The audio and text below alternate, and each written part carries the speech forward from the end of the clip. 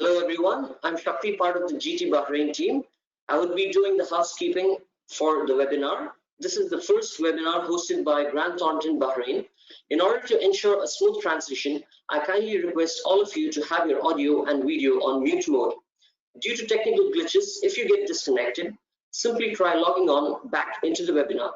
On a second note, a recorded version of this complete webinar will be available for you to revisit later. The sequence of the webinar is as per the agenda. During the webinar, if anyone poses any questions, please feel free to drop them in the question box and it will be taken care in the Q&A session at the end of the presentation. I would now like to give a brief introduction about Mr. Jatin Karia, the senior partner of Grand Thornton Bahrain, who has been exponential growth through a focused strategy through his 14-year stint as a partner with the firm. Mr. Jatin is currently a senior member of the strategic leadership team and closely works with the managing partner since the inception of the Bahrain firm. Therefore, he has cemented his ongoing career with the firm and has certainly been the instrumental force in powering the growth of Grand Thornton Bahrain. I would like to remind all of you to just sit back and participate in the webinar, and remember that your questions will be answered in the Q&A session at the end. I would now like to forward to Mr. Jatin Karia to take it from here.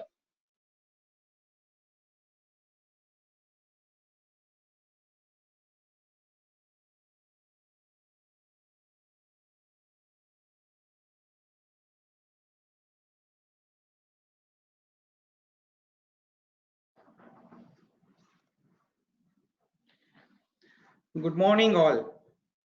First of all, I would like to thank the leadership of Bahrain for taking precautionary measures, providing the social and financial support for well-being of all of us.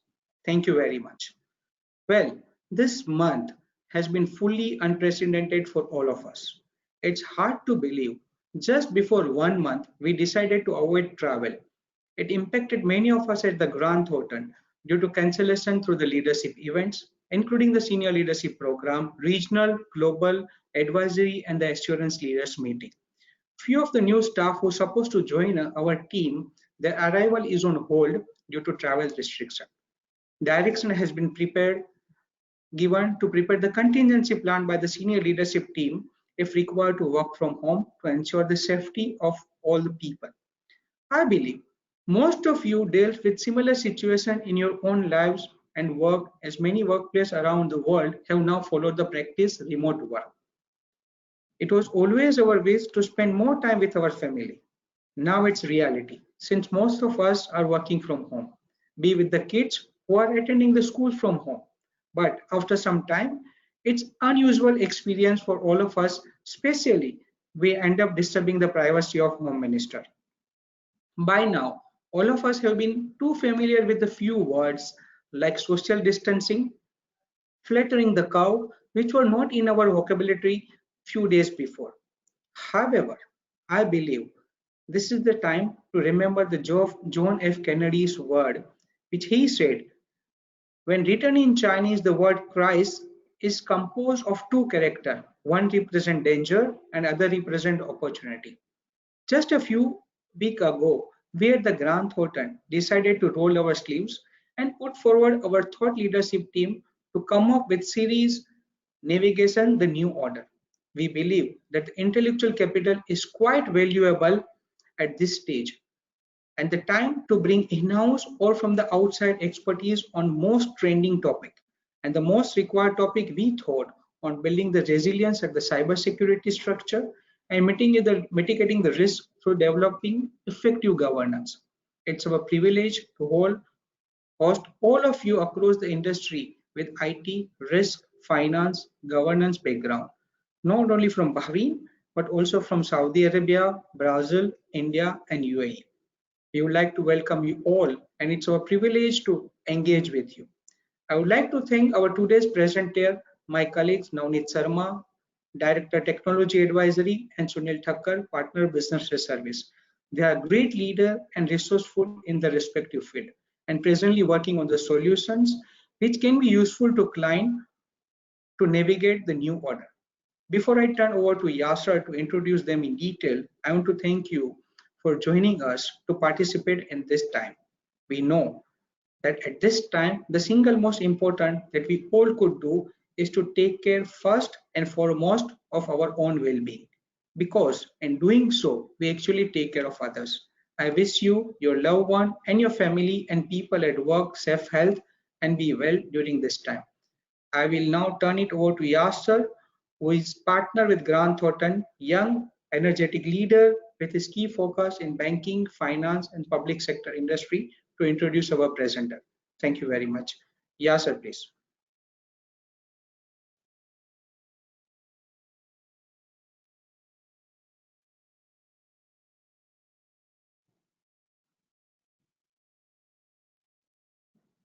Thank you, Jatin, and good morning to all the participants. As mentioned by Jatin, we hope everyone is keeping safe during these challenging times. And again, to reiterate the message from Jatin, we would like to thank the government for the timely and decisive actions taken, which everyone is aware of. The Executive Committee, spearheaded by His Royal Highness, the Crown Prince Sheikh Salman bin Hamad Al Khalifa, has taken very timely measures which have been commended by international bodies, namely the World Health Organization. Transitioning to our topic for today, we will have a webinar of around 1 hour in length. It's divided into 2 speaking slots from 2 experts within Grant Thornton Bahrain, and we will conclude with a Q&A session with questions from the audience. So before we get into the first topic, we would like to just give a brief about the requirements, the importance of these topics that we have brought to light today. The first being cybersecurity. It goes without saying that during this time, businesses who have relied on traditional brick and mortar structures are suffering the most. But at the same time, those who have equipped themselves with technology and the online tools to service their customers remotely need to also be aware of the risks that such tools can bring up. So for that purpose, we are starting with Navneet. Navneet is a key member of our firm. Navneet is a director heading our technology advisory team, more than 16 years of experience in a variety of industries, banking, telecom, and consulting. And he leads our technology advisory team here in Bahrain. If I may transition now to Navneet, if you can take us through cybersecurity and building a resilient cybersecurity structure.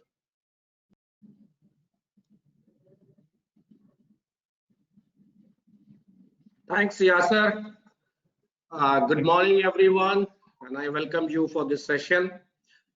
Today, we have lined up few interesting topics to discuss how it affects us in the new order. As we all are learning the new information which is coming across the globe. So we are also preparing ourselves. All organizations need to prepare themselves, and cybersecurity plays a very important role in that. With that, I would like to explain that as I pick up the topics, I will take easy to understand common man's business language to understand some of the examples to make it realistic for you to apply in your organization. So thanks for joining. And to begin with, what is data now? So we have seen that data is the new economy. It's as big as oil economy in the world. So we need to understand that we as an organizations have always been creating financial data. We have always been creating organizational data. We have always been creating personal data. So all that data forms that are available in our organizations are now looked as the next source for business innovation and growth. So that's very important that we give due importance to this data that we possess. How do we protect it? How do we preserve it? And how do we use it intelligently? That's the challenge. Coming to that, I will explain the scenario that most of our organizations do not invest in 1 or 2 systems only. There is a mix of systems that we invest in. For an example, let's take an e-commerce platform. When you are, as an organization, are selling any products and services online through an e-commerce platform, you are part of mix of systems being created. Now, it's very important for us to understand that all that mix of systems are important to be protected. They might be your CRM systems, they might be your online portal, it might be your customer data, it might be your payment gateway, it might be your data warehousing and business intelligence platforms. So all that systems which are part of the food chain of the entire business need to be protected and taken care of. That's very thing. We cannot uh, rely on protecting only some of the systems and ignoring other systems. That's not the way forward. We need to have a complete inclusive approach and a very pragmatic approach towards cybersecurity. Looking at the e-commerce platform as an example, we are looking for customers. It's always a challenge. It's always a challenge for organizations to look for good customers, because customers, when they are interacting with these platforms, they are not only relying on one system as a source of information. They do multiple web browsers or search engines to identify products and services. They use social media platforms also to identify certain recommendations of these products, how these products are good or how do they serve their needs. They use emails, they exchange emails over peers or friends or groups to identify whether these products are good or not. So that means for any e-commerce platforms, access to their internal systems, access to the social media platforms, and access to all public email platforms which are being used by customers becomes a big task. How do we ensure that? And the reason why I say that is because this is how a cyber hacker will look at your organization. They will be targeting social media platforms to use and design attacks on your customers, your employees. They will be using public available email structures like Gmail, Hotmail, or any other email services which are available to confuse customers, trap the customers. So that's why it's very important that as an organization you should have a strategy to protect your internal systems, and as well as what we call it in technical terms, extranet. Extranet includes access to your social media platforms, access to public emails which are being used by your customers and by your employees. So it's all inclusive game. Now, how it affects the organizations? All organizations are marketing their products and services, so it puts a lot of pressure on marketing these products. While you're reaching out to your customers, prospect customers, your objective is to reach out the customers, convert it into a profitable business, and also retain a customer. So there's a life cycle of a customer involved in, and cybersecurity plays a very important role here. So when you're designing your product, when you're designing your communication channel for marketing of your products and services, you need to include aspects of cybersecurity in protecting that part of communication that you have with your customers. So that's a very important part of it. How do we do it? Because emails, corporate communications, your Twitter account, your Facebook account, your Instagram accounts, these are very much taken into consideration by any cyber hacker to attack your products and services, to dignify your credibility in the market. So that's why we need to have into consideration all the aspects which are involved in your business. As we speak about technology, we are hearing new platforms coming up in the name of artificial intelligence, machine learning platforms. Now see, these are very important innovation technologies which are coming for business, new business, because as we said that data is the new growth factor. It's going to bring the growth, new ways of business, and it is going to bring more innovation in your product.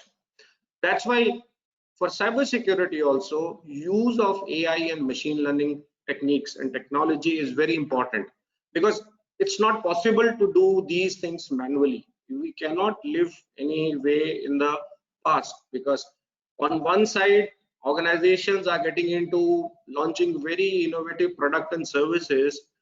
Cyber hackers are getting into new and easy ways of phishing attacks, email spoofing. That's why cybersecurity as a service, or as a department within the organization, or as a function within your organization, also needs to use this technique very well.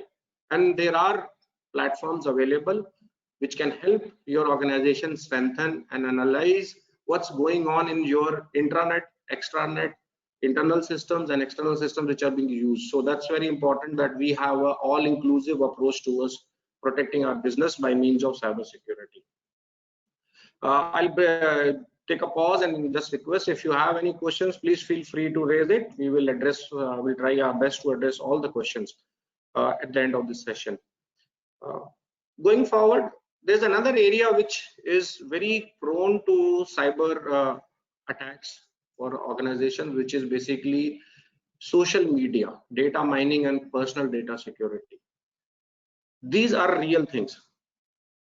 Dependence on social media, data mining based on social media, and access to personal data. These are real things. All organizations are looking at it, processing it to create intelligent information. So is the case for cyber hackers. They are also trying to create fake social medias. They are also trying to confuse your customers, your employers or users by creating false data and try to compromise their personal data security. So these aspects also needs to be brought in very conclusively within the overall cyber security strategy of your organization. You have to have these as part of your, what I say, that operational risk management. If you are identifying risk as part of your, if you have a risk management department or you have a risk officer in the organization, you need to make sure that social media, data mining, cyber security, these are also looked at from a risk perspective. So you need to upgrade your operational risk management platform and the insights into it. Accordingly, design and implement cyber security controls and programs and measures. It's very important that it links back to from your business strategy to risk management to actual control measures. Because if there are any gaps between any of these three pillars, like strategy, business strategy, risk management strategy, and actual implementation of systems controls, it is going to create challenges which can be used by cyber hackers as a kind of a gap to attack your organization, as well as hijack your customer and your customer related information. So that's why we need to have these included in this session. There's another area which, because of the ongoing pandemic situation, which is a very unforeseen and very unfortunate situation that we all are in, but this also brings us to a kind of opportunity within the organization to relook at what exactly we do simulation testing when we look at our business continuity, when we look at IT DR plans. Do we actually have the real life scenarios being tested? What are these scenarios that we've been missing? Needless to say, pandemic issue has become a full-time placeholder in your simulation testing now, because it's very clear that we need to have an eye on such kind of global issues. Environment is another issue that we need to have into consideration, because if you look at these risks, they are coming at a high impact. They are very high impact to any organization. If we correlate with cyber security also, now cyber security as a matter of risk for any organization, lack of cyber security as a risk for any organization, has grown to a level of where you can equate it to a pandemic also, because organizations are losing their reputation in market. They are losing their business only because of cybersecurity issues and use of social media to communicate about these gaps or vulnerabilities or risks across. You cannot stop that. Not to encourage it, but we have seen that what has happened to Zoom. It's a very obvious example where we saw initially a growth in the market for Zoom product, but over a period of 2 to 3 weeks, when stock market for Zoom went up, business consumption went up, growth came in because of the pandemic situation. But immediately on the other side, we see across the social media and intellect talking about cybersecurity issues. Yesterday itself, there was a report on Forbes which says that 500,000 customers personal data, which includes their login credentials, have been lost. Now, that's something which we have not verified, but it's available on the Forbes, so it's a respectful source of information. So these are the challenges. On one side, there is a demand for business growth. On the other side, you need to link it with your cybersecurity aspects also. It's very important that both run uniformly along with each other and do not run in different silos. To give an example, for Bahrain, Bahrain is investing heavily as a government. That's a government initiative to invest in cyber security. We have Central Bank of Bahrain introducing new programs on cyber security for all the financial services, and those programs are exactly aligned to what they should be looking at as the minimum. Now, the requirements are at the minimum level, but we need, as an organization, we need to go beyond minimum. Now, that's where we need to understand that if we achieve a minimum level, where do we move next? The answer to that, from my experience, is that many of the organizations in the country or globally, they need to adopt certain industry standards. That's very important, because these standards keep growing and improving and maturing. So that helps your organization also to improve and mature over a period of time, because you cannot, as an organization, you cannot really put all your responsibilities on a regulator to advise and tell that organization that what are they supposed to do. There has to be an inherent requirement of the organization to think beyond the minimum. Second factor is government is already in Bahrain is already has a strategy or as a policy go to cloud. So security comes in a very important factor when we move our core systems, critical systems, or business communication like emails or web servers or our online platforms to cloud. That's also a very important factor that we need to take into consideration. It has actually helped us. If you look at in the current scenario where we are locked down, the cloud services, availability of remote access, availability of video conferencing, including this platforms, has enabled us to remain connected and remain in business. So that's an important part of the business going forward. So how do we address these concerns when we are stepping out of our office, would say within our comfort, out of our comfort zone? The only way you can look at is look at your third-party security policy program. Now that's very important aspect. Now it looks very easy, but the scope of third-party security program increases now. There is an immense increase in that program because you are using third-party products to do critical business communications. Board members are talking, they are discussing strategies, you are making business plans using these techniques. So it's very important that all the products that you use have reliance or compliance to your security requirements, your cyber security requirements. That's very important. Otherwise, you as an your organization might be subject to personal data breach or confidential data breach by using some of these easily available products. You need to be part, as an organization, you need to be part of the cloud security program that your cloud service provider is there providing.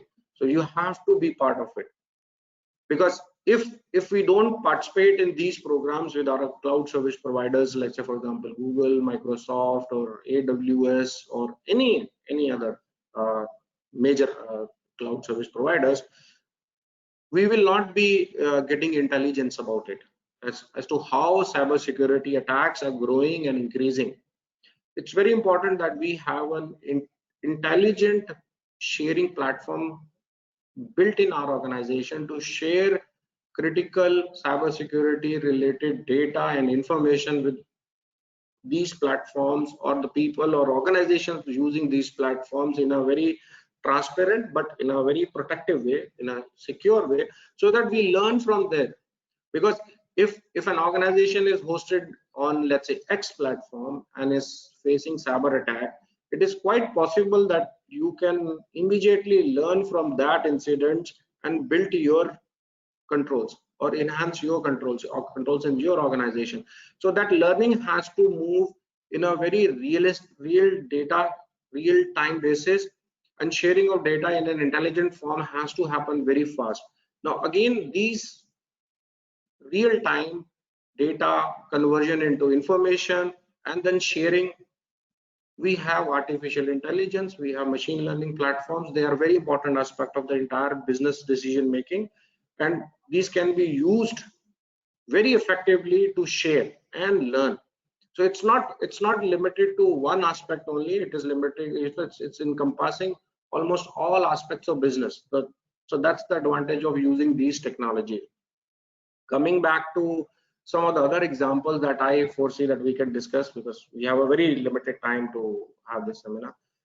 Personal data is required. We need to have regulations on personal data, because even today, as a factor of ongoing pandemic programs, many people are feeling that they are being surveillanced.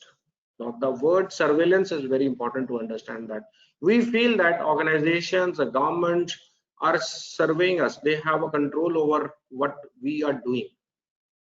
Now, that could be used for good purposes or it could be used for worse purposes. So as an organization, you need to make sure that all your platforms which are used for processing your personal data into decision making. For example, if you are doing anything online, let's say for example you are selling products online, how the customer is behaving on your online platform. Is it the customer going to be a real customer? Will he purchase, will not purchase? All that kind of information is getting stored in our data warehouse or in data intelligence systems. Now, what kind of personal information is coming to there? We need to look at those aspects. Control have to be provided in managing that information and processing that information in the right business ethical way. Now, we cannot always rely only on the regulations and the regulators to tell us what we need to do and what we do not do, because every organization will have a unique challenge, and that challenge needs to be taken as a unique case only. So that's very important to have. I think I have very few minutes to go. So to summarize, go back, look at your cybersecurity program, look its alignment with international standards, because standards keep growing and maturing. So you will also grow and mature in your organization. Look at the personal data requirements, privacy concerns in your organizations. That's an important factor. Emphasize on third-party security policy, because this is a time when we are working remotely, we are participating remotely. It's very important that we emphasize the role of third-party security policy, expand the scope of it. It's not limited to only people who are working in your organizations. It's to all. If you look at it, it's applicable to employees, it is applicable to people working in your organizations, and it also is applicable to your customers. You need to protect your customers also. So that's very important part of it. Communication, email security, that's very important. You have to have clear policies to secure your system and implement it. That's a very important aspect of it. That's all from me as of now. I'll be more than happy to take the questions. Please let me know. Thank you everyone, and hand it over to Mr. Johnson.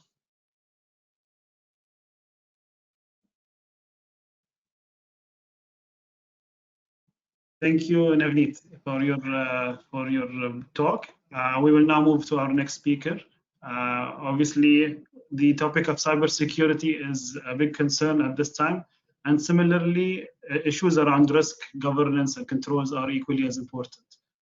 We can see that the current epidemic has required business leaders to demonstrate a quick decision-making, either to save costs or try to make use of opportunities and business opportunities that have arisen to some during this phase. That presents its own challenges in terms of making sure the necessary controls and risk mitigations are in place. With that in mind, we thought the next speaker should elaborate on this topic. So we bring you an expert in this field. This is Sunil Thakur. Sunil is a partner with our Business Risk Services department.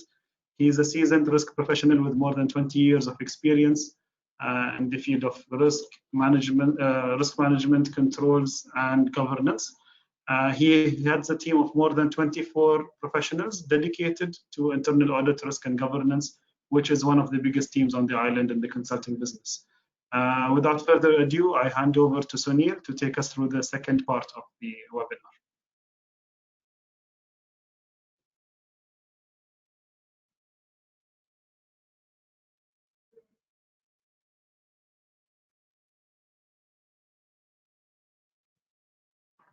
Sunil? Yes, we have. Thank you, Yasser, and thank you everyone for joining our first webinar on navigating new order. So the topic which I would be covering, how mitigating the risk through developing effective governance. So friends, we are in unprecedented time for going through unprecedented time, and the situation is changing on a daily basis. Government across the world taking various measures to combat against the coronavirus. So these measures are nothing but the governance. It's a part of governance. Accordingly, businesses are also required to take these steps to continue their businesses and safeguarding their people in the current scenario. So the key important members within the organization at the top are board members and the senior management team within the organization has to consider how the current situation will affect the operations of their business, including the risks, internal controls, financial reporting, auditing and assurance, regulatory requirements and corporate requirements. So the extent of risk arising and the impact it may have will vary depending on the company's significant circumstances and exposure. It depends on how company was functioning before the current scenario. At times, business continuity plan, although you have been testing year on year, but in the current scenario, it doesn't work, or it did not work for the organization. So the first and most important aspect is to develop a crisis management team or establish a crisis management team. They would be the think tank of the organization. They need to discuss and prioritize the problem, think ahead of the situation, give the direction to the organization, discuss with the board members on a daily basis, and decide on the decisions to be taken. And that decision they have to communicate it to the middle management and the lower management staff, where they need to execute those decisions and they work accordingly. This will help them to organize the daily and routine activities within the organization in the current situation. And crisis management should also develop a channel to inform a proper channel, informal channel, where they can track the records in the future, that how the decisions have been taken, and in case of there is an independent review, how you should be verifying that these decisions have been taken during the current scenario. The next step or the next aspect we would need to cover as a contingency plan for your people, process and systems. As far as systems are concerned, my colleague Navneet has already spoken about the current scenario for the systems. I would like to touch base on the people and process. So you need to identify your essential staff and support plan for them. And are they geographically spread? Are they how they are working currently? And what would be the scenario if anyone critical staff gets required to get for the medical treatment? So is there a succession plan within the organization, whether it is required to be revisited? So who would be the next employee if a person wants to go for, or if he gets goes for the medical treatment for a longer period in the current scenario? So who is the next employee to take over from the existing staff? The situation should be revisited and identify that key personnel. An organization should also revisit the third-party contracts who provides your manpower, how they are managing the current scenario, whether they are following the guidance of the government to take care. take care of their staff and how they are managing the existing business within their organization. That would be the key. And if any renegotiation or reconfirmation is required from there, it should be taken care.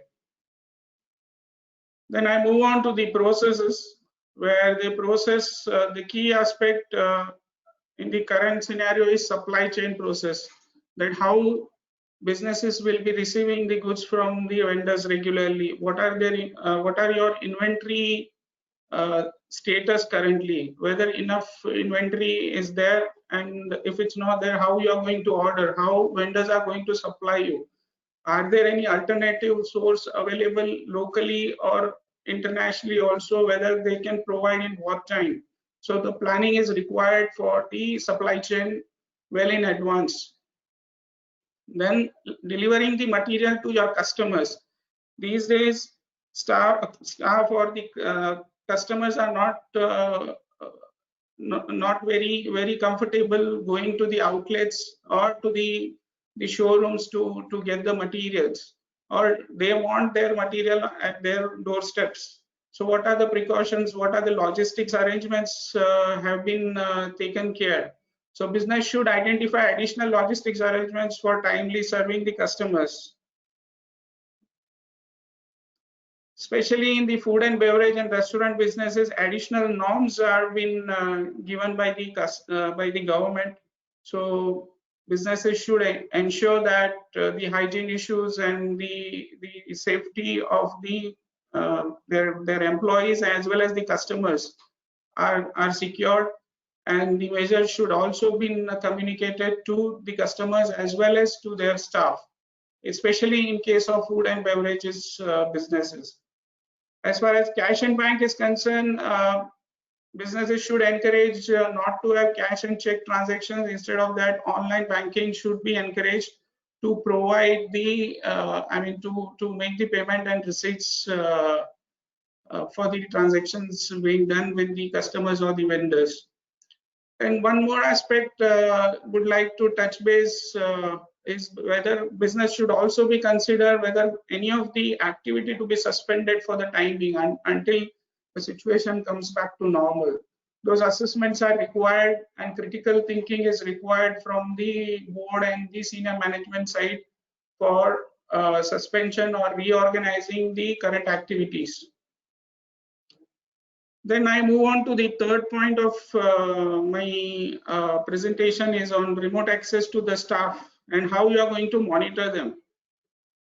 So there should be a measures to protect the health of the staff, organization staff, as well as the continuity of the business. So what type of tools you have already established, or what are the activities you have within your IT department? And when a person is working from home, what access rights or what privileges you have provided. So whether your current system has a capability to maintain the logs, that has to be revisited and ensure that the transactions are happening outside your office or from remote place, how it's been monitored, and there are logs being maintained in the system. And people should have a secure remote access to the system. Plus, if required, additional live stress testing for the remote access should be carried out if required to ensure that the smooth functioning of the access to the systems and all. Then key staff should be in touch on email or mobile phone all the times, when, especially during the working hours, they should be available.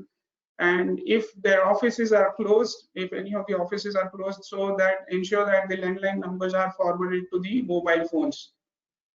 As far as possible, avoid face-to-face meetings, and if at all it is required face-to-face meetings, then people should ensure, the staff should ensure that there has to be a specific reason for the business purposes to have such face-to-face meetings, and the precautionary measures which should be applied during those meetings should be announced in advance and to be communicated to all the participants. Organization should also develop a policy for the current situation, in case of any symptoms of any respiratory illness or for the flu, there should be a documented policy and communicated to all the staff. Then there should be a senior team member should also continuously to work closely with the board and update them about their progress as far as these processes are concerned. What actions has been taken, how it's been executed, what are the results. So unlike before that, quarterly board meetings used to happen, and at the end of the quarter only they were communicating with the board. But these days, no, board role has become more active, and they are regularly should get involved in the business. Then we move on to the fourth point on negotiation and breaches of any significant or commercial contracts. This is a very, very important point where the provisions that could be affected of these contracts due to the coronavirus or procedural requirements is required to have us notices to be given to the customers or the vendors. So you have to identify the possibilities to avoid or mitigate any non-performance of your agreements. Make alternative arrangements with your counterparty that how the non-performance of the agreement will not be turned into the penalties or any litigation. So for that, first of all, there should be a review of the contract where you should ensure that force majeure clause is there or not. So how to successfully recurse the force majeure clause to avoid the contractual obligation and release from the liability for damages. If it's there, then both parties mutually should agree on the activating that clause and come up with the alternative arrangements. And certain types of commercial contracts does not have this clause. So in that case, the law of that country, where the contract has been executed, it depends on them that how the litigation or the contracts will be executed. So in the current scenario, as far as Bahrain is concerned, they have not announced that in the particular scenario whether force majeure clause can be activated or not. But as per the current announcement from French and Chinese governments, they have expressed the view that breach of contract due to coronavirus will constitute as force majeure. So they have an announcement as such, but in Bahrain it's not there. So if the contracts are not having such clause, then please revisit them, get the legal advice and take it forward, or at least communicate to your counterparty and take this action forward. Then you have to, while renegotiating the proposal or alternative arrangements, while documenting with the new arrangements with the counterparty responses, in that event, you need to understand that going forward, what will be the case of your business? What would be the status as far as the business is concerned while renegotiating? Continuity is the key here when you renegotiate your contracts. Then we move on to the penalty clauses. Penalty clauses doesn't specifically mention that when and which circumstances that would be exempted. So you have to revisit your penalty clauses also as far as the contracts, commercial contracts are concerned. They would not specifically mention that because of this coronavirus, you will not be charged to the penalty. As far as there is a non-performance, the contract penalty can be levied, and it can be charged to the party who are responsible for the performance of the contract. So in that case, it is recommended that contacting party and contact the counterparty to discuss the best way to mitigate the consequences of your business relationship going forward. So mutual discussion, mutual agreement would be the key for renegotiating into the new terms of the contracts. And I move on to my fifth point of the presentation is about the working capital management. In the current scenario, cash flow crises are there. So you have to ensure, you have to estimate what is the temporary reduction in fixed and variable costs? What are the temporary increase in the cost? Your credit terms, you have to see what are the expenses you are anticipating in next 3 months time. What is your inventory levels? What are your negotiations with your debtors and vendors? Then I move on to the sixth one is about liquidity and going concern assessment. For supporting the local businesses, Bahrain government has recently, Tamkeen has announced the scheme to provide financial support to the local businesses, provided they meet certain criteria. They will be funding them. Avail the benefits from the financial institutions. They are supporting the local businesses. Negotiate the credit existing credit agreements with them. This will help you to manage your liquidity and working capital. And systematic retention of profit would be the key. Retaining profits within the business would be the key in the current scenario. Not to declare dividends, or maybe the withdrawals from the owners should be minimized or restricted. That should be restricted only to their remuneration or the monthly salaries. So these are the measures can be taken to have a major cash flow crisis. Then you have to assess your going concern in the current scenario. For the affected companies, management should assess the potential implication of the situation, such as closure of business activities. So you have to identify and assess the situation of the continuity of the business and the going concern as per the IS1 requirement. Events after reporting period requires the management to assess the going concern.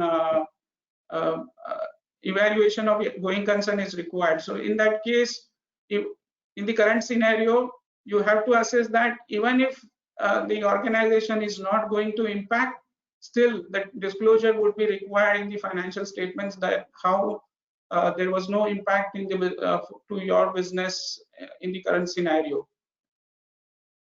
Then my seventh point is about the assessment of existing controls, establishing new controls. And the first important aspect is the delegation of authority. That current delegation of authority which has been approved by the board may not be applicable. So you may revisit the current delegation of authority and you concentrate those authority to say 2 or 3 people in the organization, which may be of conflicting in nature. But this has to be documented via email or via video recording. You should have existing technology and tools where you define your support and workflow. You have to track how the changes been logged for the control documentation. Those all aspects should be monitored and document as an evidence for the future purposes. Then segregation of duties should be taken care when you decide about your delegation of authority.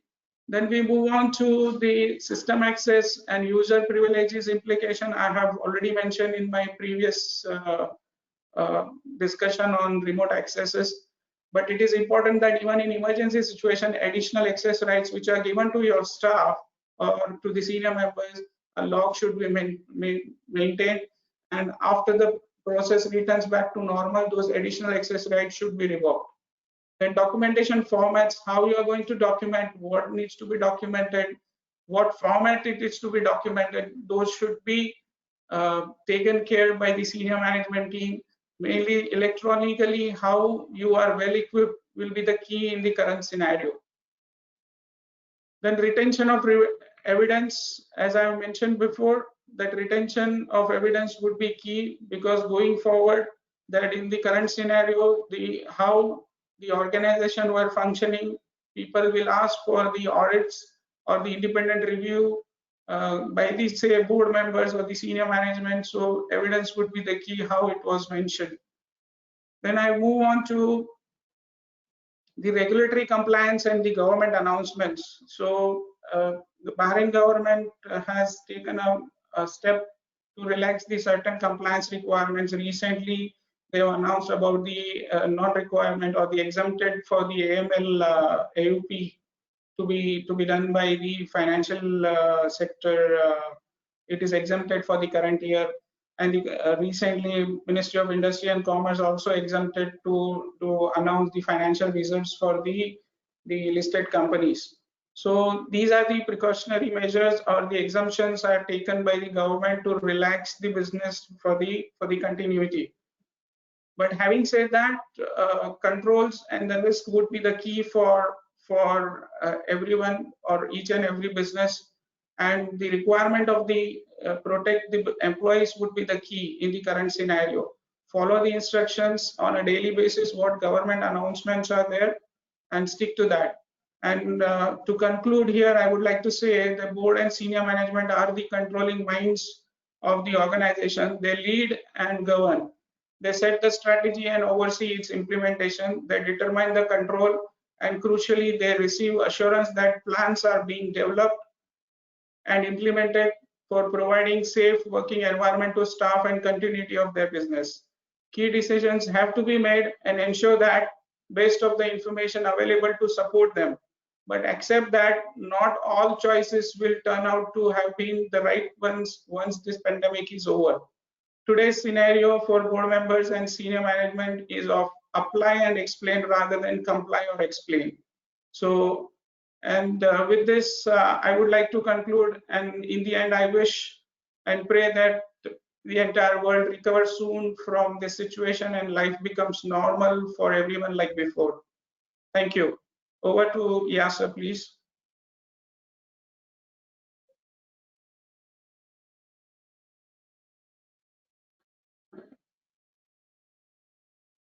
Thank you, Sunil. We will now be ending with a short Q&A session. We've received a number of questions over the course of the webinar. These will be directed to both you, Navneet and Sunil. Navneet, the first question is for you.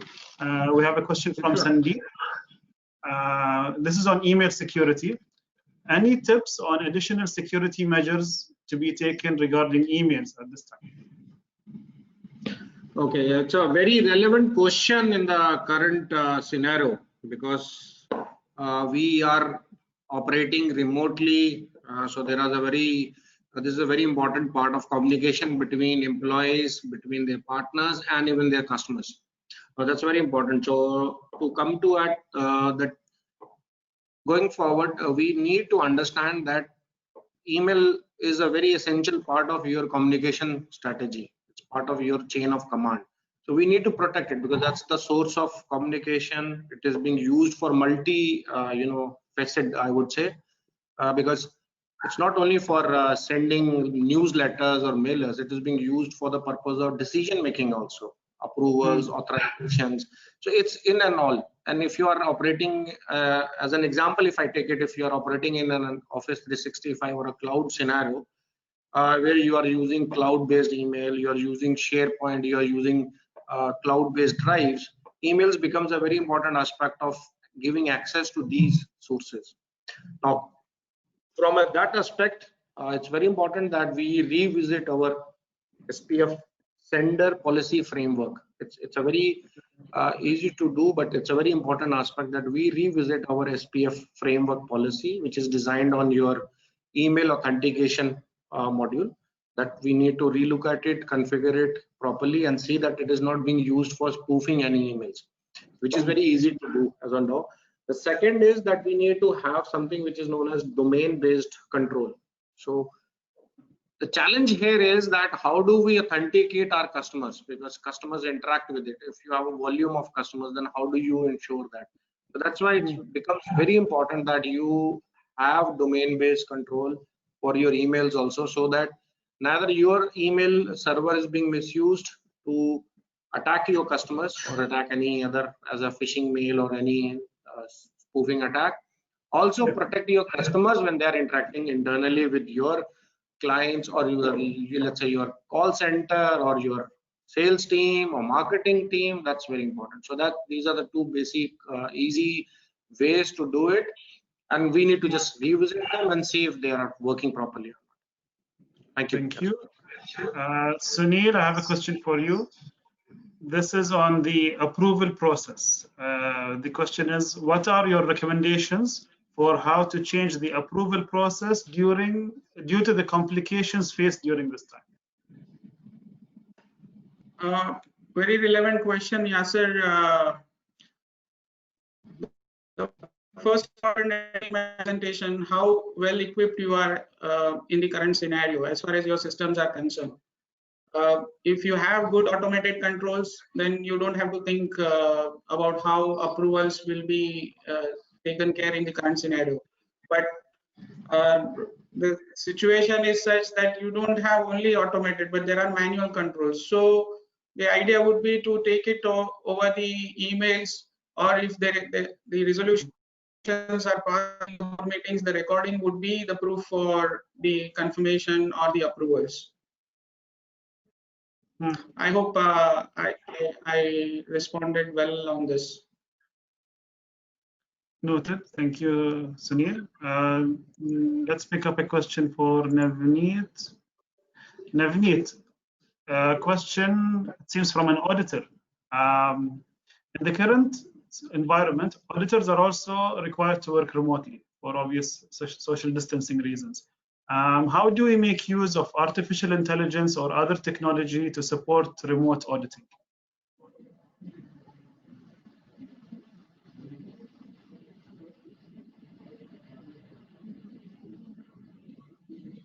Okay, sorry for yeah, I'm back in action. Okay. This question is relevant not only for current situation, but it is very relevant for going forward, because as we emerge out of the current pandemic concerns or issues, there might be certain expectations which continue in the new domain. That's the agenda of this seminar also, that what will continue. I personally feel that remote working, remote auditing, these things will continue in future also. And they have in the current time they have shown a very good use case for organizations to adopt it more willingly. Coming to the question, auditing, well, see, auditing is another aspect where secure exchange of data between the organization and the auditor happens. Now that is one part that needs to be protected. The auditor needs to analyze the data in a very refined way. It has to look into risk aspects, it has to look into compliance aspect, it has to look into internal controls aspects. So what happens is artificial intelligence systems facilitate decision models or business models on auditing aspect for the data which is being used.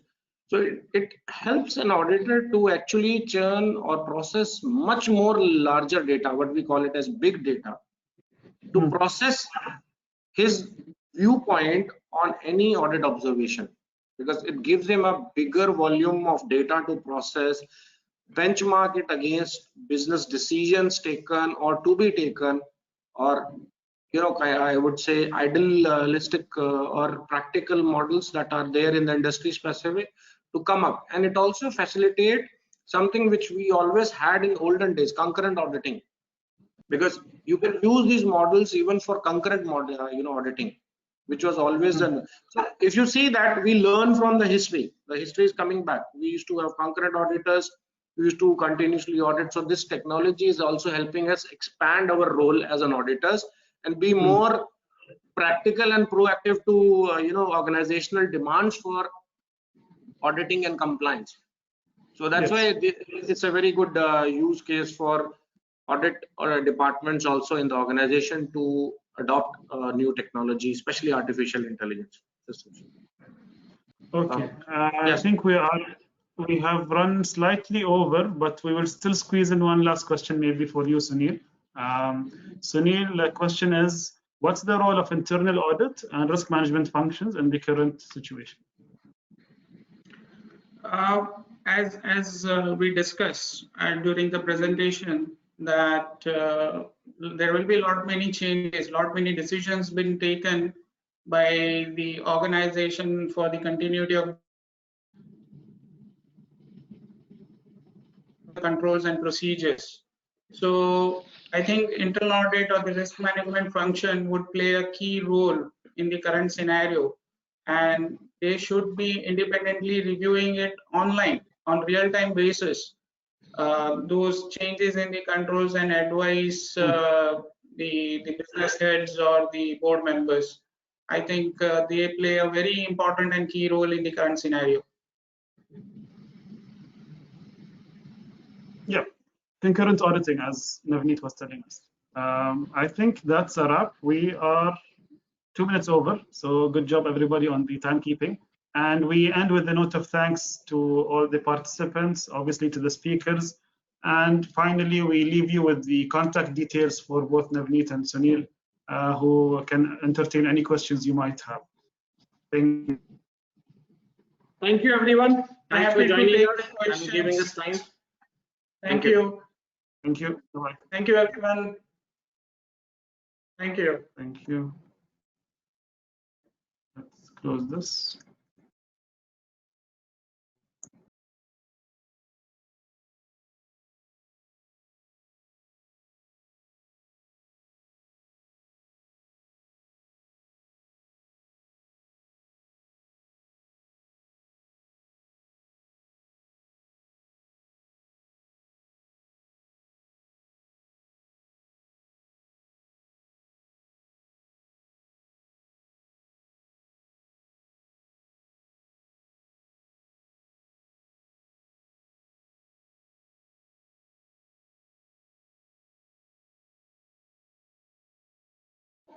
On that note, we would like to end the session, and if you have any other free questions, please feel free to contact our experts. And if you would like to make note of their contact details, please do so. It's navneet.sharma@bh.gt.com, and his contact number would be +973, there's a country code, 359-48802. And for Sunil Tucker, it would be sunil.tucker@bh.gt.com, and the telephone number would be +973 with the country code and 397-67107. Thanks for attending the seminar, and stay in line, stay in tune for the second seminar that is due on the 19th of April, and we'll be promoting all of that on our media, and please stay in touch. Thank you.